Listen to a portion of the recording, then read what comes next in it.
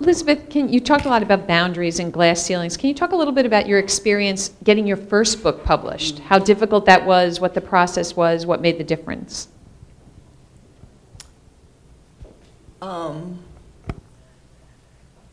Let me say, I feel fortunate that my life seems to be seamless. In other words, I always love, I'm going to answer your question. When I teach, I put the question on the board so I can get back to it.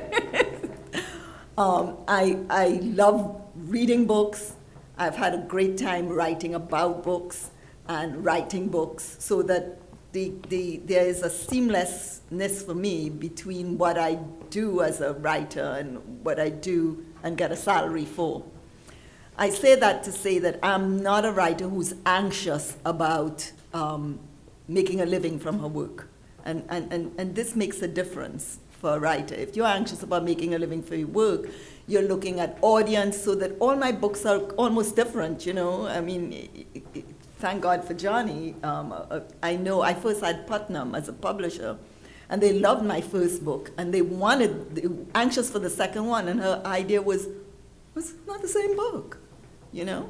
So I get the opportunity to do what I want to do and to develop my writing in that way. What happened with my first book? The advice I give to my students, many things you can do, but in my case, I went to a kind of a conference or a festival where you would meet writers, editors, and agents, and you talk to one. And that's what happened. I talked to an agent, and no, I talked to the conference director. That's what happened. Oh, it was Walter Miller at NYU. He was the guy. I talked to the conference director, and he said, I'm going to give you 2 agents. The first one I sent it to sent me back in a brown paper with string, and I was almost in tears. I called up Walter, look what happened, the book came. He said, do not open the package. Tape it, re-put this person's name, do not open it. And that's what I did. I got my agent. I've been with that agency since. And you know, once you have an agency, then they have the responsibility for, but I generally find my publishers myself in that way. For example, in the case of one of my books, the editor had turned it down, and I read in Publishers Weekly that editor got fired, and that the person who was taking over that editor's position was going to be at a conference.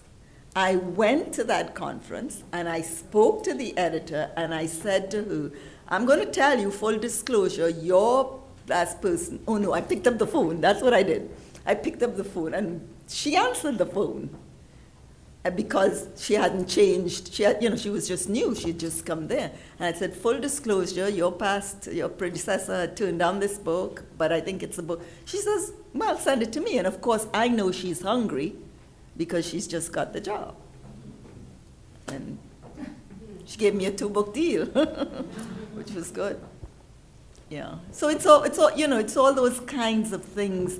I tell writers, I tell my students too, look at a book that you like, that this is the kind of book you are writing, and people acknowledge. And don't scatter all over the place. Look and see who's the agent that they thanked, and the editor. That's the agent who would be most interested in that kind of book. But it's hard to publish today. It's very, very hard.